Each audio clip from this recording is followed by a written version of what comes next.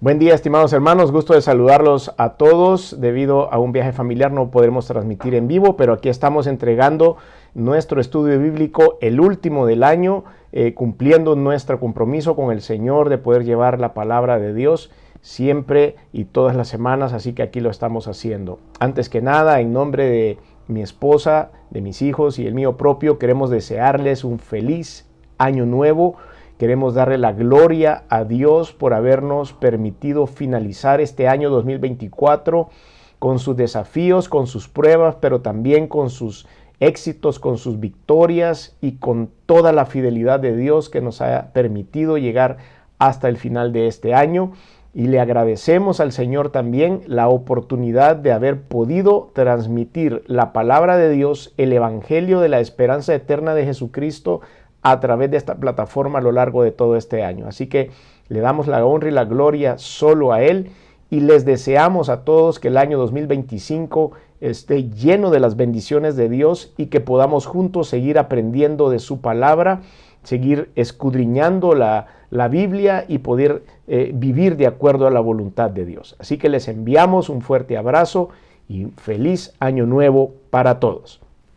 Como lo dijimos la semana pasada, vamos a finalizar esta serie que hemos titulado 7 exhortaciones apocalípticas a la iglesia. Como dijimos la semana pasada, las primeras 2 exhortaciones la hicimos en el tema número 1 o en la parte 1. Pues aquí estamos ahora en la parte 6, finalizando la 7ª exhortación. Por eso el número de la parte no encaja con el número de la exhortación, porque hicimos 2 exhortaciones en un solo estudio en la parte número 1. Pero aquí estamos con ustedes. Ahora vamos a analizar la carta a la Odisea, la última carta de estas 7 que el Señor Jesucristo envía al mundo. Envió físicamente a estas iglesias, pero el mundo está pendiente de lo que, todas las generaciones hemos estado pendientes de lo que el Señor ha dicho. Así que vamos a leer Apocalipsis capítulo 3, versículos del 14 al 22. Y esta última exhortación la hemos titulado Retornar a la dependencia de Dios y no al materialismo. Retornar a la dependencia de Dios y no al materialismo. Esa es la 7ª exhortación del Señor a las iglesias. Bueno, leemos y dice, versículo 14, escribe al ángel de la iglesia en la Odisea, he aquí el amén, el testigo fiel y verdadero, el principio de la creación de Dios. Dice esto, yo conozco tus obras, que ni eres frío ni caliente, ojalá fueres frío o caliente, pero por cuanto eres tibio y no frío ni caliente, te vomitaré de mi boca. Porque tú dices, yo soy rico y me he enriquecido y de ninguna cosa tengo necesidad. Y no sabes que tú eres un desventurado, miserable, pobre, ciego y desnudo. Por tanto, yo te aconsejo que de mí compres oro refinado en fuego, para que seas rico, y vestiduras blancas para vestirte, y que no se descubra la vergüenza de tu desnudez, y unge tus ojos con colirio, para que veas. Yo reprendo y castigo a todos los que amo. Sé pues celoso y arrepiéntete. He aquí yo estoy a la puerta y llamo. Si alguno oye mi voz y abre la puerta, entraré a él y cenaré con él y él conmigo. Al que venciere, le daré que se siente conmigo en mi trono, así como yo he vencido y me he sentado con mi Padre en su trono. El que tiene oído, oiga lo que el Espíritu dice a las iglesias. Bueno, como ven, acá hay muchas cosas interesantes, en verdad interesantes, que el Señor quiere que nosotros analicemos. Vamos a hacer un pequeño contexto acerca de esta iglesia, la iglesia en la Odisea, que creo yo que es la que ha salido más mal librada en todas estas 7 cartas que el Señor ha enviado. Creo que ha sido la más regañada y la que tiene más características negativas. Así que tenemos que analizarlas para que nosotros no caigamos en ninguna de estas características. La Odisea, esta ciudad, se encontraba a 65 kilómetros al sureste de Filadelfia, que fue la más galardonada, junto a un río que se llamaba el río Lico, en su confluencia con el río Menandro. Sus ruinas yacen junto a la ciudad actual en esta zona de Denizli. Era una excelente red de comunicaciones la que se había creado en esta ciudad. En el noroeste venía por la vía de Troade, Sardis y Filadelfia, y por el noreste, venía de Dorilea y el norte de Frigia, y al sureste partía de esas rutas que se conducían de Atalía, Perge y Siria. Como ven, estaba bien conectada esta ciudad, y cuando una ciudad tiene este tipo de conectividad y tiene este tipo de desarrollo, pues llega una bonanza económica, que era más o menos lo que sucedía con esta ciudad. Esta ciudad que estamos analizando, la Odisea, fue fundada por Antíoco II entre los años 261 y 246 a.C., y él le puso el nombre de su esposa la Odisea, que significa la justicia del pueblo. Y desde el comienzo de esta época, en la época romana, fue un gran centro comercial y administrativo. Todo esto nos indica que estaba creciendo en cuanto a las cuestiones económicas. Sacudida por constantes terremotos, porque estaba asentada en una falla tectónica, entre los años 60 y 61 después de Cristo hubieron bastantes daños con algunos terremotos, y eran tan orgullosos y soberbios que no aceptaron ninguna ayuda monetaria de nadie para la reconstrucción de la iglesia. Pero se le concedió algunas cosas, como la exención de impuestos para que ayudaran a los habitantes a reconstruir la ciudad. La iglesia fue probablemente reconstruida, o esa parte vuelta a construir por Epafras y Colosas, o cerca de estas ciudades. Y estas ciudades, esta ciudad había desarrollado el arte también. Habían teatros, habían gimnasios, habían estadios, hasta que sucumbió en el año 1042 por una invasión del guerrero asiático Temur. Lo más destacable que podemos ver en la Odisea, todo ello aludido a la carta que hemos analizado, o que hemos leído, y después vamos a analizar, es primero las operaciones bancarias que habían en este lugar. Eran numerosas transacciones comerciales, de donde venía la opulencia de esta iglesia. La floreciente industria de los tejidos también se daba acá, especialmente la fina lana larga y sus famosas alfombras se construían acá en la Odisea. Era sede de una prestigiosa escuela de medicina también en aquel tiempo, y sobre todo habían también muchos actos ocultos, habían también centros de ocultismo que en aquel tiempo se estaban proliferando debido a todas las culturas que se unían en este lugar. La severidad de la carta que leemos ahora hacia esta iglesia, donde todo es reproche, básicamente, va mezclada, sin embargo, con una fina ironía de parte de Dios, y que también le pone un poquito de ternura al final, porque si no, el Señor no estuviera dando estas explicaciones y ni estuviera dándole estas advertencias a esta iglesia. Así que vamos a ir al análisis del texto, como siempre lo hacemos, y luego a la aplicación. Escribe el ángel, ya sabemos, es el pastor de la iglesia, escribe al ángel de la iglesia en la Odisea. He aquí el amén, dice. Me encanta cómo usa esta palabra, porque dice aquí el amén. Recuerden que siempre está describiendo a Jesucristo, que es quien escribe la carta.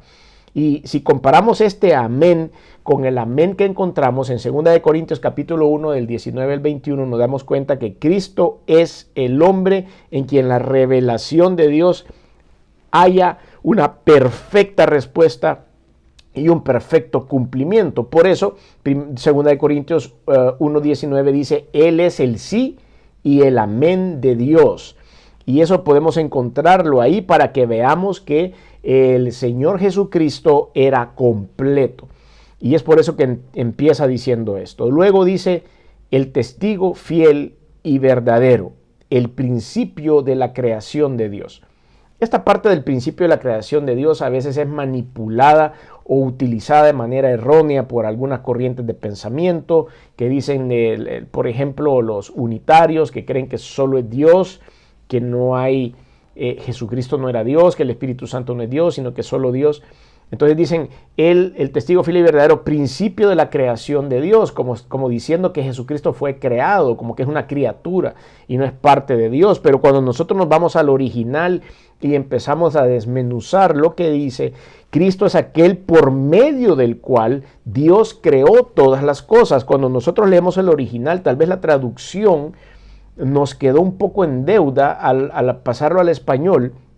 Pero cuando nos vamos a la etimología nos damos cuenta que el Señor lo que estaba diciendo ahí era que a través de Él creó todas las cosas. No es que Él sea la creación, el principio de la creación de Dios, porque Jesús, siendo Dios, estuvo involucrado en esa creación. Así que quede claro todo esto. Y dice, entonces una vez más recapitulando, he aquí el amén, el testigo fiel y verdadero, el principio de la creación de Dios. Esa es la identificación. Esa es la manera en la que describen a Jesucristo. Y entonces Dios, Jesucristo, dice esto, versículo 15. Yo conozco tus obras. Una vez más estamos bajo el escrutinio del Señor en esta oportunidad. Él ya se fijó, Él ya sabe, ya tomó nota, no hay nada que esconderle. Hay aunque nosotros creamos que no nos vio, aunque estemos esperando que nos vea, ya nos vio. Él sabe nuestras obras, pero empieza acá con una retórica bien fuerte con la iglesia, sin mucho preámbulo, le empieza a decir que no es frío ni caliente. Ojalá fueses frío o caliente, dice, en los dos extremos, pero cuando eres tibio y no frío ni caliente, te vomitaré de mi boca. Esto tiene una peculiaridad, y si usted quiere, hacemos un breve análisis para darle contexto cultural a esto de lo que el Señor estaba hablando. Pero el Señor no haya en esta iglesia realmente nada que sea digno de alabanza, sino que de inmediato entra la reprensión. Sé tus obras, las conoce perfectamente y ellos no se dan cuenta. Podría pensarse que la tibieza viene de una palabra griega, iliaris, que Cristo menciona, es mejor que una completa frialdad. Alguien podrá decir, bueno, pero por lo menos soy tibio, pero no soy frío. No, ese es un grave error. El Señor lo deja claro ahí. Un frío se puede esperar alguna reacción, en algún momento puede trasladarse a ser caliente, pero no un tibio. El tibio no se cree caliente. El Señor alude aquí a unos temas de la ciudad de Heliópolis en aquel tiempo, y esta ciudad tenía unas cañerías de las que todavía se conservan algunos vestigios, algunos restos arqueológicos, y estas venían de la Odisea y traían aguas termales, que poco a poco, a través de todo este circuito de tuberías, se empezaban a mezclar con agua fresca, potable, pero cuando ya se mezclaban, esa agua fresca se iba entibiando, se iba calentando un poco. Y no solo esto, sino que cuando se mezclaban, el agua potable tomaba un olor feo, realmente a algo desagradable. Eran aguas termales. Ustedes tal vez han tenido la oportunidad de poder sentir el olor de un agua termal. Es como que usted estuviera oliendo un huevo descompuesto, y más o menos eso es lo que huele. Entonces el agua tibia y el agua termal, el agua fresca y fría se unía con el agua termal y quedaba tibia, pero era tan tibia que no se podía tomar, no servía para bañarse, no era lo suficientemente caliente para bañarse, pero tampoco era lo suficientemente fresca y fría para tomarse. Entonces era un agua inservible, aparte del olor nauseabundo y mareante que tenía. Entonces el Señor quiere hacer una mezcla de esto que pasaba. Él les estaba hablando de algo que para ellos era bien relevante y era bien normal, el poder ver lo que sucedía con esta agua. Entonces le dice, yo no te quiero tibia, porque no sos ni buena fría ni buena caliente. y estás en medio, nadie te quiere, tenés un olor nauseabundo. Él estaba describiendo esta parte que la iglesia lo ha de haber entendido desde el primer momento. Ahora nosotros lo tenemos que explicar para que podamos comprender a dónde está el mensaje de Dios en esto. Y para no confundirnos y decir, bueno, es mejor quizás estar tibio que frío. No, en este caso no. Agua tibia era inútil, no servía para nada absolutamente. Por eso el Señor dice, ojalá fueses frío o caliente, porque si estás frío por completo, me voy a presentar a tu vida y voy a manifestarme con gloria sobre tu vida y voy a utilizar a las personas dentro de la iglesia en la Odisea para que te puedan llevar a los pies de Cristo. Pero aquí no está pasando nada. El tibio cree que es caliente, pero no es caliente. Y el tibio cree que es agua fresca, pero tampoco es agua fresca. Entonces se engaña a sí mismo. Y esas son las características que el Señor quiere que veamos. Me parece súper interesante este análisis que hace el Señor acerca de esta iglesia. Sigamos leyendo. Ojalá fueses frío o caliente, pero cuanto eres tibio y no frío ni caliente, te vomitaré de mi boca. Eso es bien fuerte. Vomitar de mi boca quiere decir que en algún momento estuvo adentro de la boca del Señor. Quiere decir que no pasó desapercibido, que en algún momento estuvo en una buena estatura delante del Señor. Y Él dice, te voy a sacar de mi boca, voy a expulsarte de aquí. Eso es terrible. No hay cosa más horrible que estar fuera de la voluntad de Dios. No hay cosa más horrible que quedarse sin el respaldo del Señor. No hay momento de soledad más desesperante para el ser humano que cuando estamos viendo la espalda del Señor, que cuando vamos en oración y no le escuchamos, que cuando nos sentimos abandonados por Dios. Nos puede abandonar quien sea, pero no el Creador. Nos puede abandonar quien sea, pero no el Dios que nos dio la vida. Y cuando Él dice que vomitará de mi boca, es realmente expulsarme de mi relación con Él y no quiere saber más. Cuando ellos tomaban esta agua repulsiva, nauseabunda, ¿qué era lo que producía? Le producía náuseas y por eso vomitan. Hay un proceso. Y eso es exactamente lo que el Señor dice. El tibio me produce náusea, dice el Señor, y te voy a sacar de aquí. Versículo 17, sigamos en nuestro análisis. Porque tú dices, yo soy rico y me he enriquecido, y de ninguna cosa tengo necesidad. Eso era lo que sucedía en esta iglesia. Había, como ya lo explicamos hace un momento, había una circulación comercial importante, habían bancos, habían un montón de industria y ellos tenían una bonanza económica superlativa en comparación a otras iglesias o a otros pueblos de la zona. Entonces Él dice que yo soy rico y me he enriquecido. ¿Cómo sabía el Señor? ¿En qué momento los oyó? ¿O en qué momento los vio? ¿O en qué momento midió su corazón? Como para que ellos, o para Él, sepa que ellos decían que eran ricos, que se habían enriquecido y que no tenían necesidad absolutamente de nada. La semana pasada en nuestro estudio hablamos un poco acerca de la doctrina esta de la prosperidad, de la cual por supuesto manifestamos nuestra total desaprobación. Esa es una doctrina que envenena a la iglesia.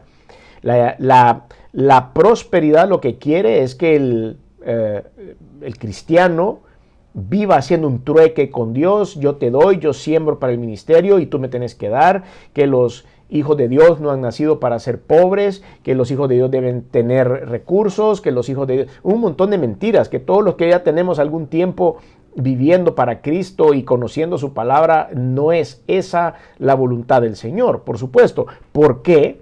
Porque sucede esto específicamente. Sucede esto. La gente pone su mirada en lo material, en el dinero, en buscar a Dios para hacer un trueque económico con el Señor y se olvidan de Dios. Y aunque se llamen cristianos, y yo quiero pedir disculpas, pero lo tengo que decir así, aquellos que están en una iglesia que abraza la doctrina de la prosperidad es un reflejo de lo que está diciendo el Señor acá. Son tibios. O sea que a eso le da náuseas al Señor y realmente el Señor no quiere que nosotros estemos en esas circunstancias. Él dice, mejor frío o caliente, pero tibio no. Y esta iglesia era lo que había percibido a continuación después de haberse convertido primero a Cristo y luego entrar en este círculo de bonanza económica. Mucho cuidado con las iglesias, mucho cuidado con esa doctrina, mucho cuidado con llegar a ser tibios, porque ellos creían que eran calientes, pero no lo eran. Sigamos leyendo, yo soy rico y me he enriquecido y de ninguna cosa tengo necesidad. Pero vea lo que viene a continuación, es una metralleta de parte de Dios señalando lo que ellos creen que son y no son. Y no sabes tú que eres un desventurado, miserable, pobre, ciego y desnudo. 5 cosas que son verdaderamente fuertes de parte de Dios.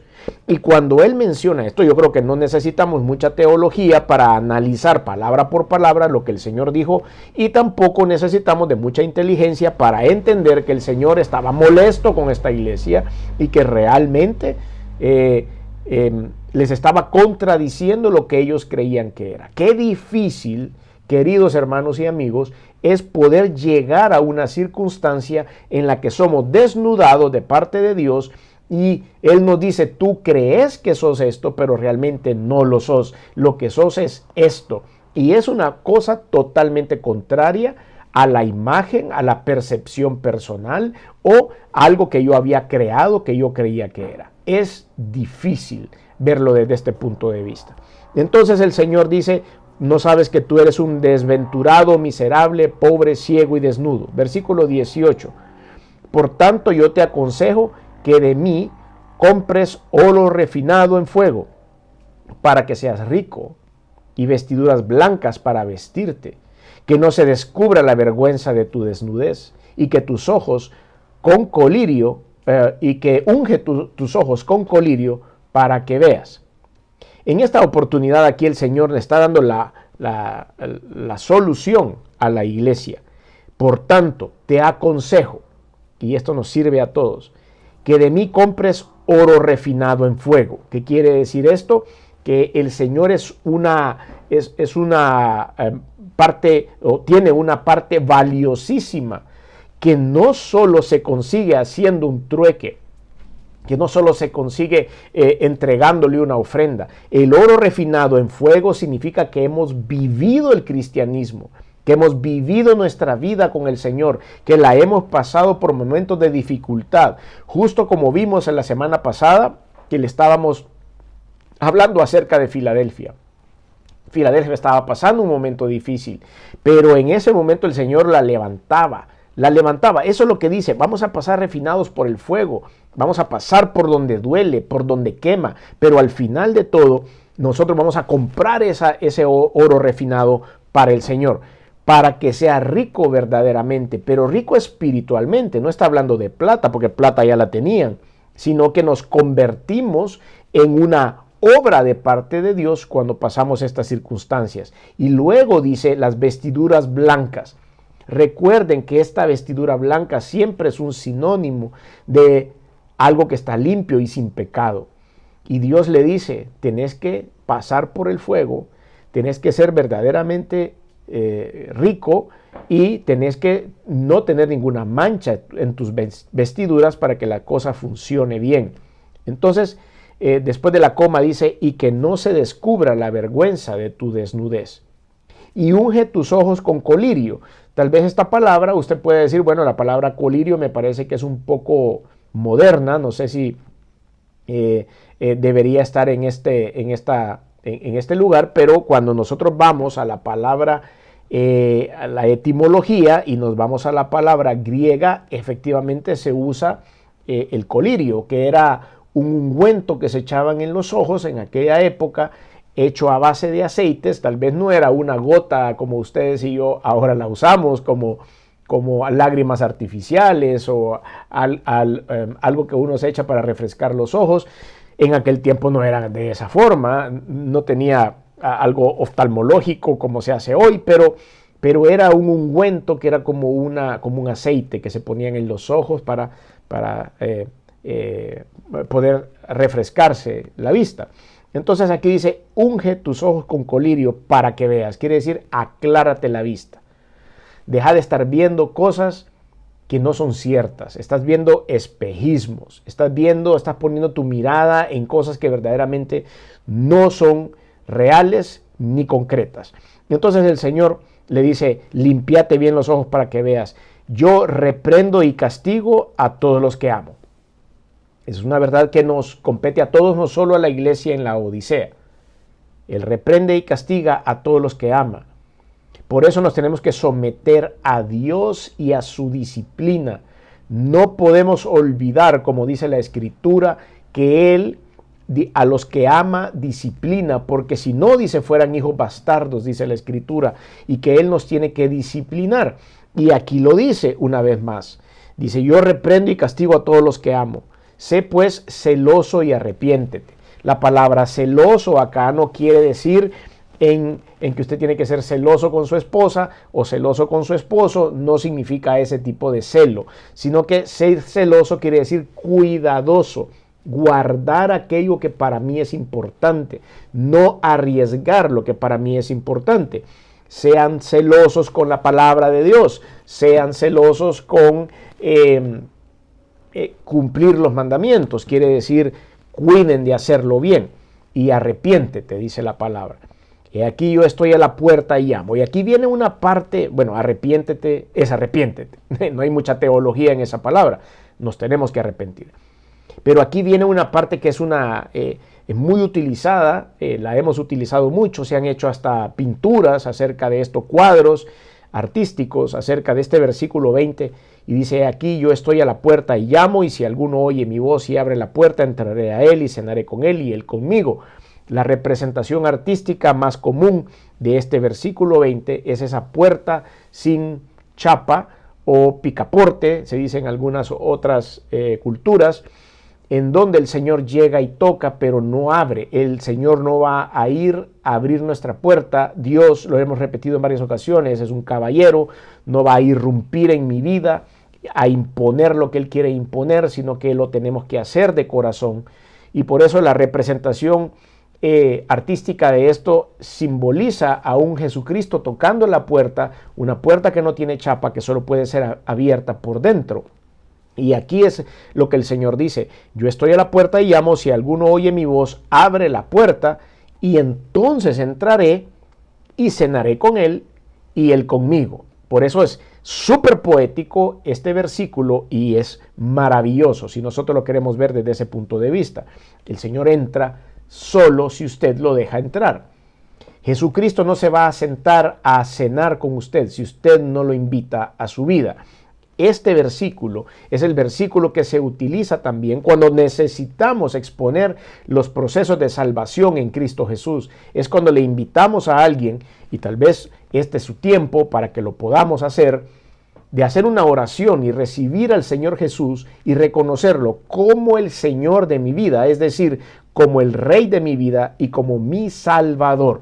Cuando yo entiendo que quiero darle esa prerrogativa al Señor Jesucristo en mi vida, entonces es cuando yo le abro la puerta y Él pasa a mi interior y cena Él conmigo y yo con Él. Esa es una representación de lo que el Señor, poética, que es lo que el Señor nos quería decir.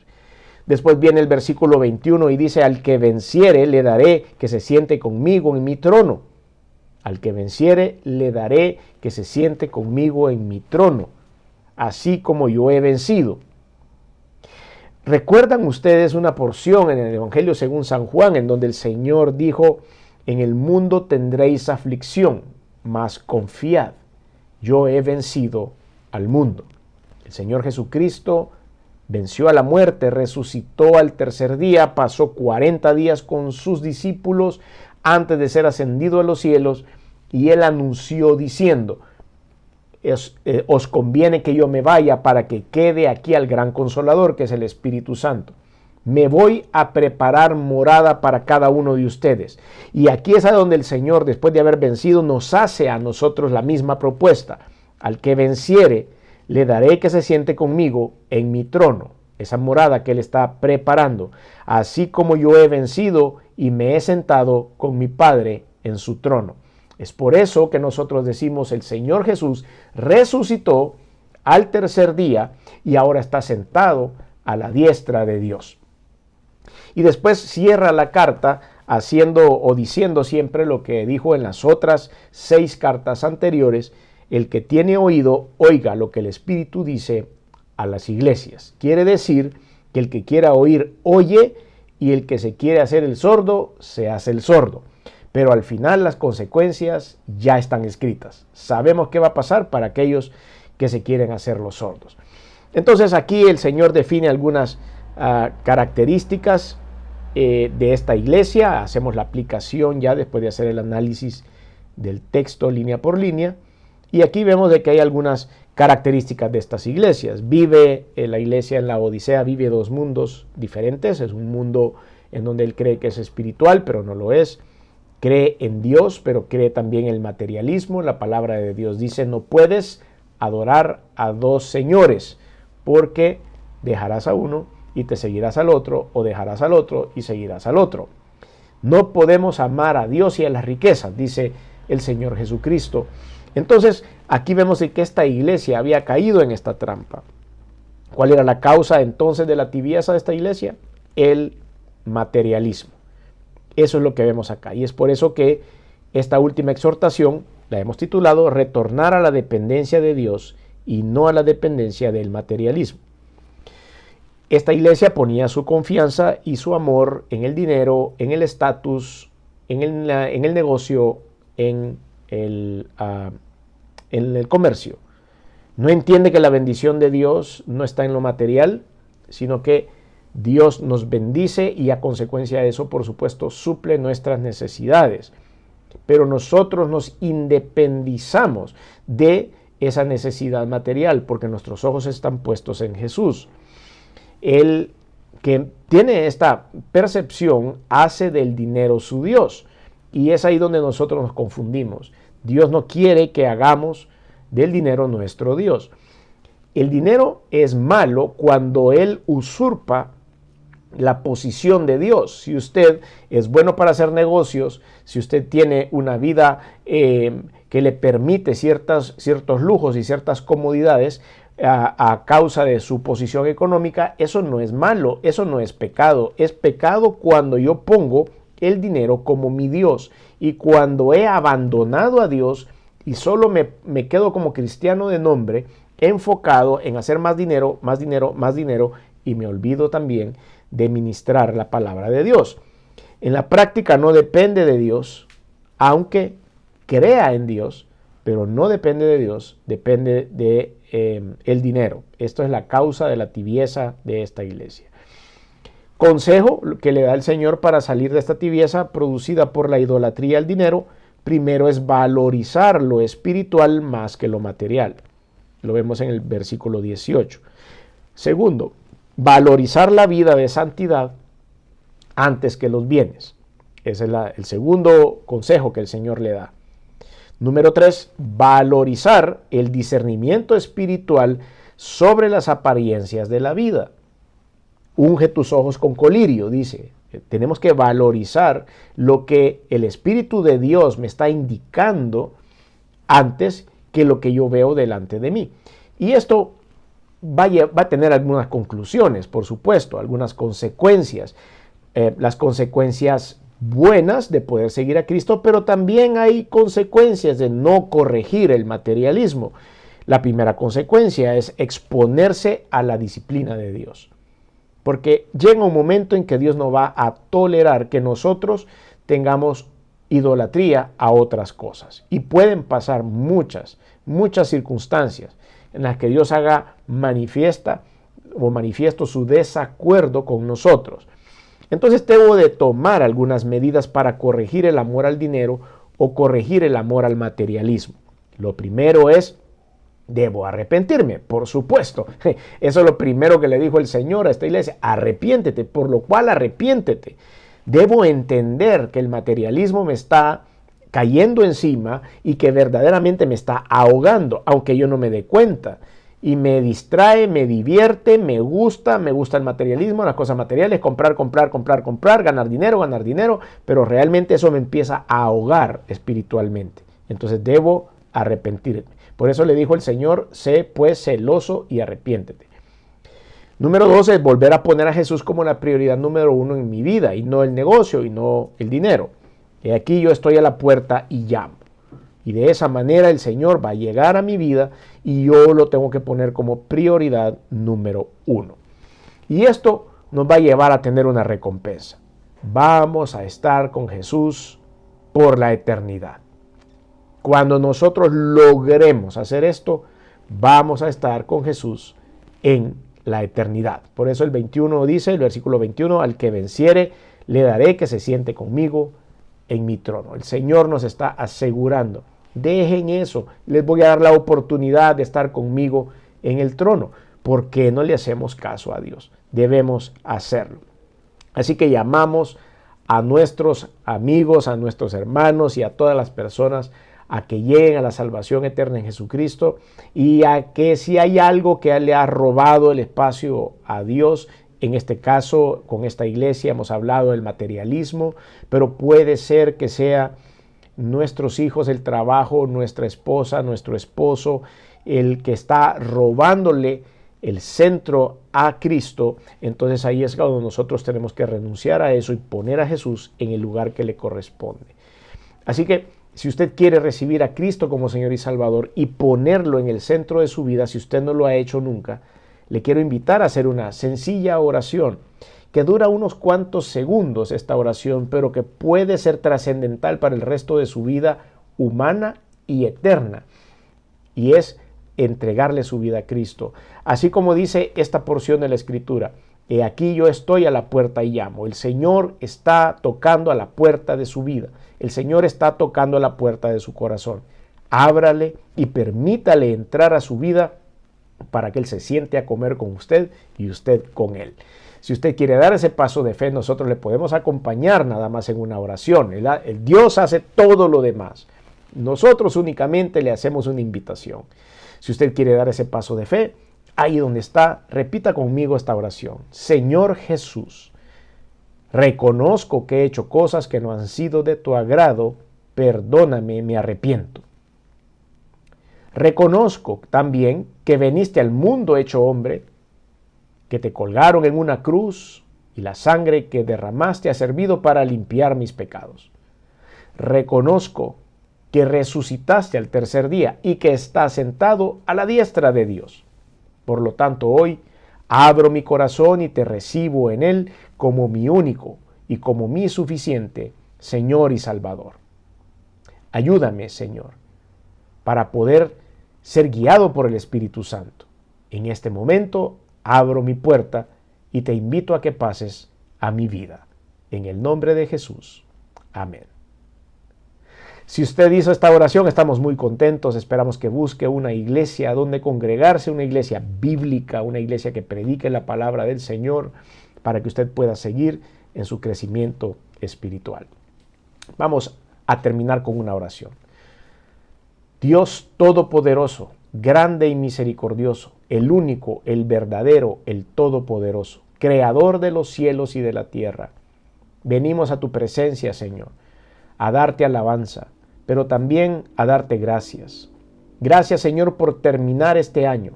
Gracias por finalizar el año 2024 en victoria. Gracias por hacerlo predicando tu palabra y recibiendo tu palabra. En el nombre de Jesús, Señor, entregamos a ti la honra y la gloria por todo lo que pudimos compartir de la palabra a lo largo de todo este año. Y te pedimos, Señor, que reavives este compromiso que hay de todos nosotros para seguir en el próximo año compartiendo la palabra de Dios, analizando lo que quieres para nosotros y que lo pongas en nuestro corazón a través del Espíritu Santo. Te damos gracias, Señor, por las pruebas, las dificultades, pero también por todos aquellos momentos de gozo, de paz, de tranquilidad y de provisión. Te pido en el nombre de Jesús que puedas bendecir a todos los hermanos y amigos que se conectan para ver este video, que puedas bendecir sus hogares, que puedas bendecir a cada individuo, a cada matrimonio o a cada familia. Que tu gracia y tu misericordia les acompañe a lo largo de todo el nuevo año y que tú puedas manifestarte con gloria y poder a sus vidas.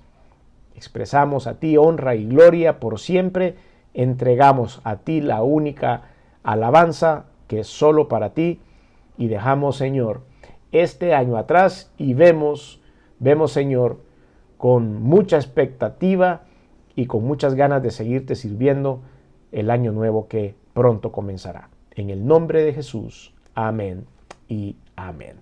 Gracias una vez más a todos ustedes, que Dios los bendiga y nos vemos el próximo año. Bendiciones.